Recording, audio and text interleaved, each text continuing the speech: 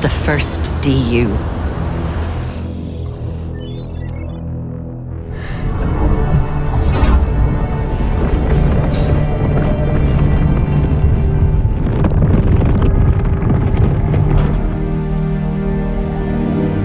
Okay, Mel, I'm out. Film dibuka dengan Joy, seorang pemilik toko buku yang menjalani kehidupan nyaman di sebuah kota futuristik yang bersih, modern, dan serba teratur. Joy tinggal di sebuah apartemen mewah. Kesehariannya dibantu oleh asisten digital bernama Mel yang mengatur seluruh kebutuhannya. Kehidupan Joy terasa makin sempurna saat ia bertemu dengan seorang wanita bernama Ash. Sejak pertemuan pertama, keduanya ngerasa cocok, saling jatuh cinta, dan akhirnya menjalin hubungan asmara. Namun di balik sikap hangatnya, wanita itu bersikap seolah menyembunyikan sesuatu dari Joy, terutama saat Joy menanyakan dia bekerja di mana ataupun berasal dari mana. I want you to know something. Hingga di suatu hari, Ash memberitahu Joy bahwa sebenarnya dia bukan berasal dari tempat ini. I love you, Joe. Namun sayangnya, belum sempat Ash mengungkap jati dirinya, seorang pria misterius yang belakangan diketahui bernama Anthony Hunter tiba-tiba muncul di hadapan mereka, lalu menembak Ash tepat di dahinya. Joy berusaha mengejar pelaku, tapi usahanya sia-sia karena Anthony tiba-tiba menghilang entah kemana. This is your second week without leaving the apartment, Joe. Sejak kehilangan wanita yang sangat dicintainya, Joy benar-benar mengalami depresi berat dan mengurung diri di apartemennya selama hampir 2 minggu. Joe, you there? Suatu pagi, sahabat sekaligus tukang koran langganannya bernama Oliver datang berkunjung untuk sekedar menyemangati serta meyakinkan Joy bahwa segalanya akan baik-baik saja. I hear it's better hot. Namun Joy yang udah terlanjur tenggelam dalam kesedihan hanya bisa diam tanpa mengatakan apapun. Bahkan saking putus asanya, malam itu Joy nekat membeli sepucuk pistol untuk bunuh diri. Anehnya, saat Joy menarik pelatu dan mengarahkan senjata itu ke kepalanya, senjata itu nggak berfungsi. Sebaliknya, saat dicoba untuk menembak vas bunga serta jendela apartemennya, pistol itu berfungsi dengan baik. Tiba-tiba, Joy dikejutkan teriakan seorang wanita mirip suara Ash hingga membuatnya jatuh keluar jendela. Namun bukannya langsung jatuh ke bawah, Joy justru melayang-layang di udara dan ternyata Joy itu hanya bermimpi. Setelah itu, Joy keluar kamar untuk memastikan apakah dia benar-benar bermimpi. Kondisi apartemennya dalam keadaan rapi, tapi anehnya senjata yang ia beli semalam ada di atas meja yang seharusnya nggak ada. You have another new message from Ash. You have a new message from Ash. Sesaat kemudian Mel memberitahu Ash baru saja mengirim pesan, padahal Ash udah meninggal. Joy yang kebingungan memutuskan pergi menemui Oliver untuk menanyakan hal tersebut. Di jalan, Joy kembali menemukan keanehan lainnya. Dia melihat wajah seorang wanita mengalami artefak, namun Joy enggak memperdulikannya. Sesampainya di tempat Oliver, Joy menunjukkan ponselnya yang terus-terusan menerima pesan dari Ash. Oliver berkata mungkin saja itu adalah pesan terjadwal yang sengaja disiapkan sebelumnya. Oliver menyarankan agar Joy membuka pesan tersebut. Siapa tahu ada petunjuk tentang apa yang terjadi pada Ash. Something's happened to me. Dalam pesan tersebut, Ash mengatakan jika Joy menerima pesan ini, artinya sesuatu yang buruk telah terjadi padanya. Ash kemudian memberitahu dia menitipkan sebuah buku di toko buku miliknya. Ash berjanji akan menjelaskan lebih lanjut setelah Joy sampai di apartemennya. Yes, of course. I need your help. It's important. Setelah itu, Joy pergi mengambil buku tersebut. Tanpa sadar, dirinya sedang diawasi oleh seorang wanita bernama Erica melalui CCTV. We have further contact. Di dalam buku itu, Joy menemukan catatan yang ditulis Ash. Saat membacanya, Joy tiba-tiba mengalami sakit kepala. Karena itu, dia bergegas pulang ke apartemennya. Dari balik monitor, Erica memerintahkan anak buahnya mengikuti Joy dan merebut buku itu dari tangannya, seolah mengetahui ada rahasia penting di dalam buku tersebut. Sampai di apartemen, Joy menyadari dirinya sedang dibuntuti. Karena itu, Joy bergegas mengambil senjatanya untuk mempertahankan diri.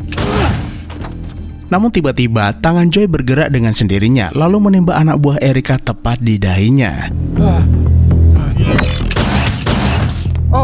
Masalah belum berakhir. Joy menyadari ada penjahat lain bersembunyi di balik pintu yang tiba-tiba langsung menyerangnya.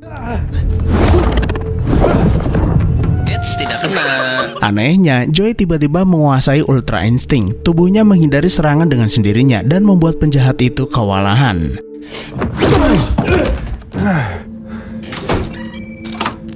Masuk ke dalam, Joy mendengar suara S dari layar monitor. Joe. Mengira suara itu hanyalah pesan rekaman, Joy minta Mel menutupnya. Tanpa sadar, S menghubunginya secara langsung. Hal itu sontak membuat Joy benar-benar terkejut karena Joy sangat yakin S itu udah meninggal dunia. Bersamaan dengan itu, penjahat yang menyerang Joy juga tiba-tiba menghilang. Where are you? I didn't. Jesus. Technology. S kemudian menjelaskan bahwa dirinya bukan berasal dari dunia di mana Joy berada. Years ago, technology made several rapid jumps. Sekitar beberapa tahun yang lalu, teknologi membuat beberapa lompatan besar. Terjadi peningkatan pada machine learning, algoritma, kecerdasan buatan, serta rendering ultra realistis yang berkembang dengan sangat pesat. Kemajuan tersebut sebagian besar didorong oleh kebutuhan industri hiburan seperti gaming, streaming, dan virtual reality. Salah satu sosok yang berperan di balik semua ini adalah seorang programmer jenius bernama Anthony Hunter, yang saat itu bekerja di sebuah perusahaan teknologi bernama Centage. Anthony bertugas mengumpulkan informasi dari dunia nyata, menyusun algoritma, lalu memasukkannya ke dalam mesin AI untuk membangun model yang mampu menganalisa perilaku manusia. Deep learning and AI brought others. Lalu dengan data-data yang Anthony miliki tersebut, Anthony diam-diam mengerjakan proyek sampingan, yaitu membangun sebuah dunia virtual yang hidup lengkap dengan segala isinya. Namun dalam prosesnya, terlalu banyak bug yang enggak bisa ia perbaiki sebelum akhirnya menemui jalan buntu. Hingga di suatu hari, Anthony bertemu dengan seorang programmer yang juga memiliki minat yang sama seperti dirinya. Kemudian bersama-sama menyelesaikan program buatannya tersebut. Dan akhirnya terciptalah alam semesta digital pertama, sebuah dunia tiruan yang sangat mirip dengan dunia nyata. Mulai dari bangunan, kendaraan, bahkan populasi manusia yang sadar sepenuhnya. Selain itu, Anthony juga menciptakan perangkat virtual reality yang memungkinkan kesadarannya masuk ke dalam alam semesta digital dalam wujud sebuah avatar. Sejak saat itu, Anthony terus menyempurnakan dunia digital menjadi semakin realistis. NPC yang memiliki emosi, kesadaran, serta hak untuk menentukan pilihan mereka sendiri. Bahkan, Anthony tidak hanya menciptakan satu dunia digital saja, melainkan ratusan versi alam semesta virtual yang dijalankan secara bersamaan. Dan sejauh ini, Anthony sudah menciptakan setidaknya 497 alam semesta virtual demi mendapatkan versi yang paling sempurna. Within an impossibly short amount of time. Sejak awal dibuat, Anthony menyadari dunia virtual ini memiliki potensi besar yang sama seperti dunia nyata. Karena itu, Anthony memanfaatkannya untuk melakukan berbagai penelitian, seperti prosedur medis, menguji bom nuklir, ataupun menjalankan simulasi pemerintahan. Menurutnya, melakukan eksperimen di dalam dunia virtual jelas lebih murah dibandingkan menggunakan manusia dan lokasi sungguhan. Setiap dunia yang ia hancurkan, Anthony tinggal mereset ulang sistem lalu mengembalikannya seperti semula, seolah Anthony ini bertindak seperti Tuhan terhadap dunia yang ia ciptakan sendiri. Nah, atas prestasi besarnya tersebut, Anthony ditunjuk menjadi CEO perusahaan Centage yang membuatnya semakin leluasa untuk mengembangkan serta menyempurnakan alam semesta digital. Fine-tuning. Restarting. Namun disitulah letak masalah utamanya. Semakin nyata dunia virtual, semakin sulit membedakan antara NPC dengan manusia sungguhan. Mereka memiliki emosi dan perasaan layaknya manusia. Implikasi moralnya terlalu besar untuk diabaikan. Karena itu, setelah pihak berwenang mengetahui Anthony dan Centage menjalankan berbagai eksperimen tidak etis, seperti menghancurkan seluruh populasi di dunia virtual, pengadilan melarang segala bentuk penggunaan teknologi tersebut.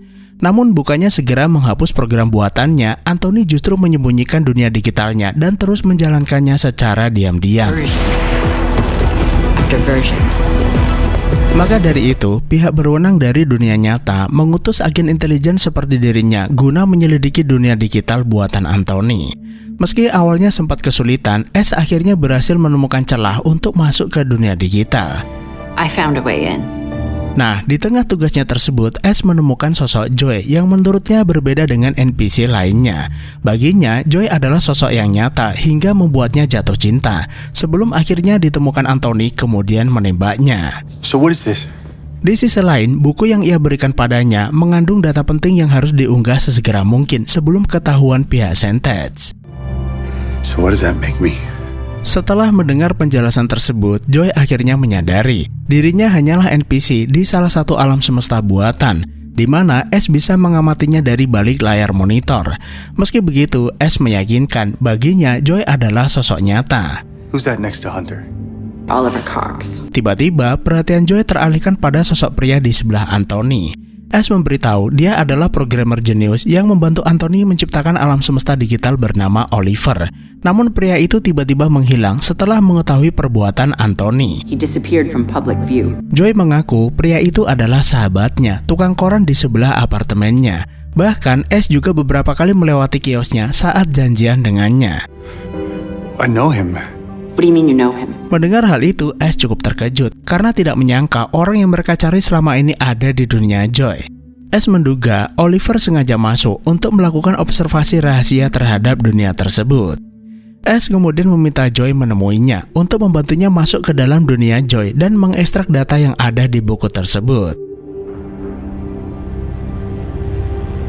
Sementara di kantor Sentage, Erica meminta Anthony memutus dunia digital dari jaringan global karena mereka kesulitan menambal celah keamanan. Jika terus dibiarkan, para penyusup bisa dengan mudah masuk ke dunia digital. Namun Anthony menolak karena hal tersebut bisa mengganggu aliran informasi dalam mengembangkan alam semesta digital. Patched up one of them for you. We're having masking issues. Nah, perlu Erica ketahui, dunia ini hanyalah sebongkah kegagalan. Dengan dunia virtual yang mereka miliki, mereka bebas melakukan simulasi untuk mengetahui apa yang akan terjadi sebelum hal itu menjadi kenyataan. Salah satunya adalah saat mereka menjadikan seorang otokratis dan narsistik sebagai kepala negara di dunia virtual. Seorang pemimpin idealis namun sangat keras kepala, dan hasilnya adalah korupsi merajalela. 7 tahun rakyat diperas dan menderita kelaparan, sebelum akhirnya dunia itu hancur akibat keserakahan. To find out what happens before it happens. The world is shit. Untungnya, kejadian itu hanya simulasi yang membuat mereka belajar bahwa memilih sosok pemimpin narsistik dengan ideologi primitif hanya akan membawa dunia ke dalam kehancuran. It is you. And you found me. What can I help you with, dead girl? Kembali ke Ash, Oliver tiba-tiba menghubunginya setelah sebelumnya bertemu dengan Joy. I need to know where it is. Can you help me find it? Ash meminta Oliver membantunya menemukan server atau perangkat fisik dunia virtual. Sayangnya, Oliver tidak bisa membantunya karena mungkin perangkat itu tersebar di seluruh dunia.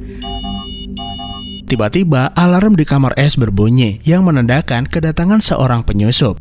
Mereka adalah anak buah Erica yang ditugaskan menangkap Ash. Beruntung, Ash berhasil melarikan diri, kemudian menemui Oliver berdasar petunjuk yang ia berikan.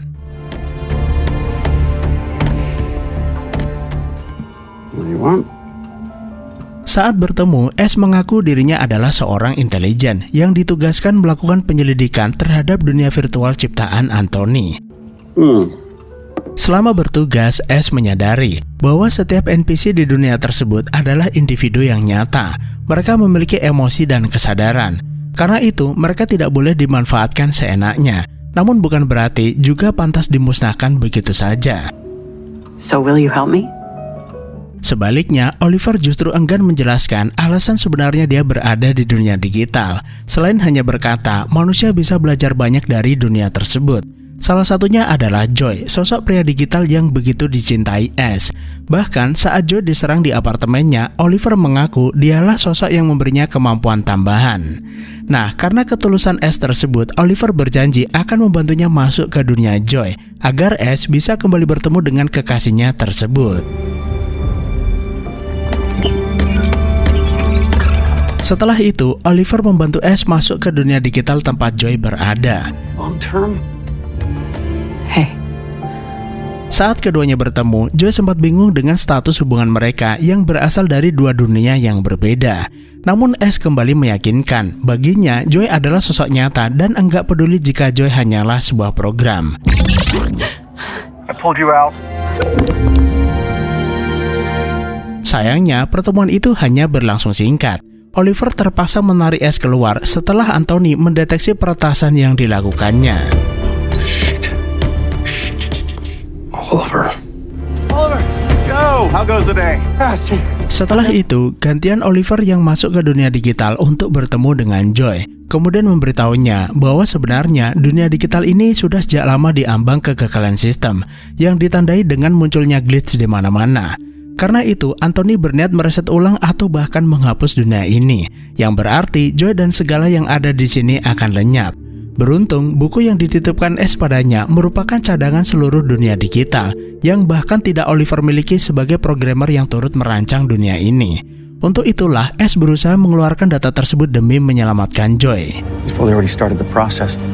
You could just spin it back up when the heat's off, but for you? Saat Oliver membantu Anthony membuat dunia digital, Oliver sengaja menyisipkan bug atau celah tersembunyi di dalam kode buatannya. Sebuah mode pengembang yang berfungsi sebagai akses darurat untuk menyelamatkan atau memperbaiki program saat terjadi kegagalan sistem.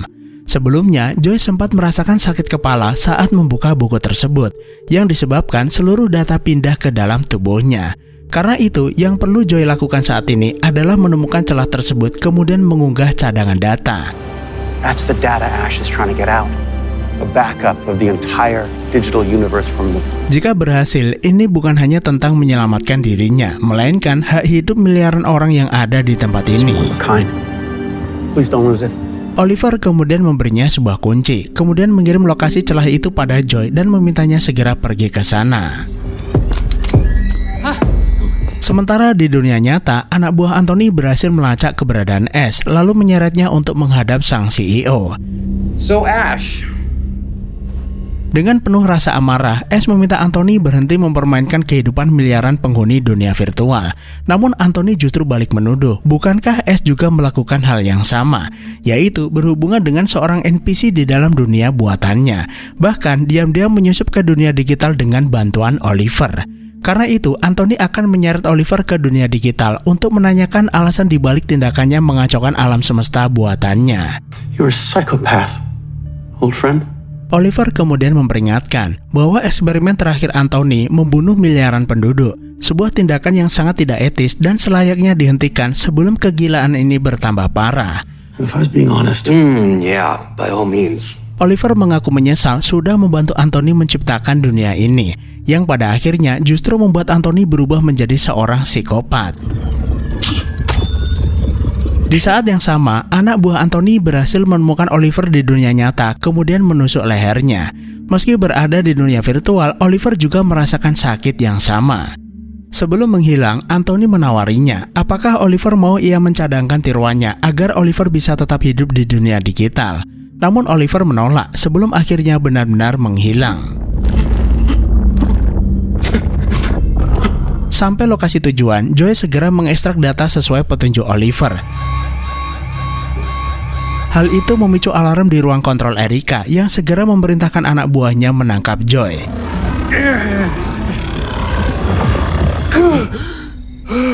Selesai mengunggah data, Joy melihat anak buah Erika di luar. Joy kemudian mengambil kunci pemberian Oliver yang ternyata merupakan kunci lemari penyimpanan senjata. Berkat senjata itu, Joy berhasil melumpuhkan anak buah Erika. Tiba-tiba, Joy pindah ke suatu tempat di mana Anthony sudah menunggunya. Joy hendak menembak Anthony, tapi senjata itu nggak berfungsi. Anthony balas menembak, lalu menghilangkan senjata di tangan Joy. Anthony mengingatkan dia adalah orang yang membuat dunia virtual ini, sehingga Anthony bisa dengan mudah menghapus keberadaannya. I made you.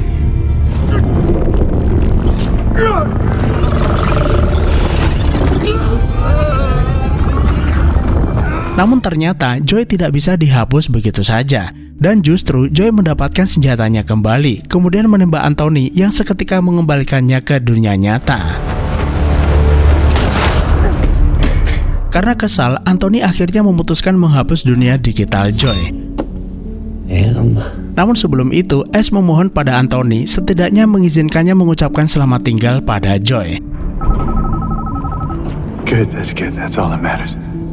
Bersamaan dengan itu, dunia Joy mulai runtuh.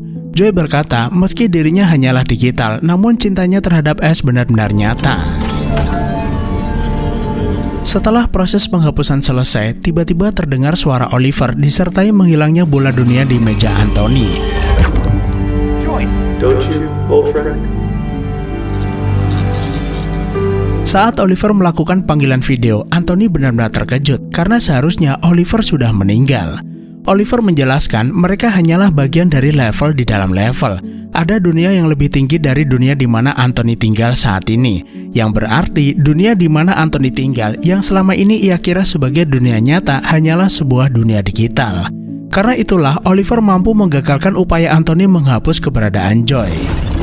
Levels within levels, Anthony. Sesaat kemudian, Joy muncul di hadapan mereka dengan senjata di tangannya. Anthony meminta anak buahnya menghentikan Joy, tapi upaya itu gagal karena dunia ini berada di bawah kendali Oliver.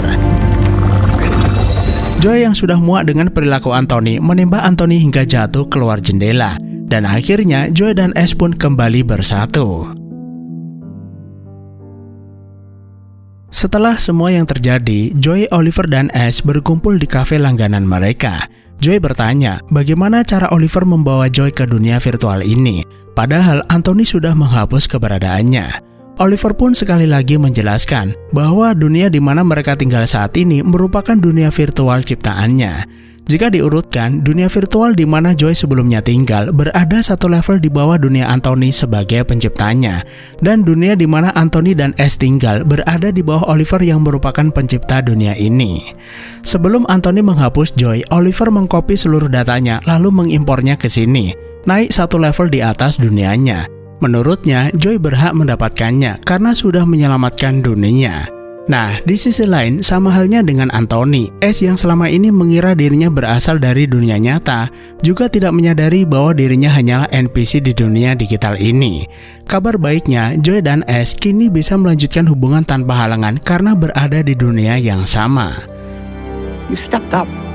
Oliver mengaku semua yang dialami Joy merupakan buah dari kesalahannya akibat membiarkan Anthony menciptakan dunia virtualnya sendiri.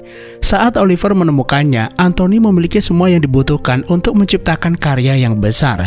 Namun sayangnya, Anthony tidak memiliki empati, dan kekosongan itulah yang membuatnya berubah menjadi sosok psikopat. Sampai akhirnya, saat Anthony mulai menunjukkan kegagalannya, Ash tiba-tiba muncul sebagai variabel tak terduga di luar perhitungannya. Oliver sebenarnya bisa saja mengakhiri Anthony dengan mudah, tapi ia ingin tahu sejauh mana perjuangan Joy dan Ash menyelamatkan dunia, dan hasilnya ternyata jauh lebih baik dari yang ia harapkan. Oliver juga mengingatkan bahwa suatu hari nanti dunia virtual ini akan mencapai teknologi yang lebih tinggi dan mampu menciptakan dunia virtualnya sendiri. Bahkan bukan tidak mungkin dunia di mana Oliver tinggal juga merupakan sebuah dunia simulasi dari level yang jauh lebih tinggi dengan kemungkinan tidak terbatas. Karena itu, apa yang perlu mereka lakukan saat ini adalah menikmati apa yang ditawarkan kehidupan. Malam itu, saat Oliver sedang menikmati alunan musik di rumahnya, Oliver tiba-tiba menghilang, yang mengisyaratkan bahwa dunia Oliver juga merupakan dunia simulasi dan akhirnya film pun selesai.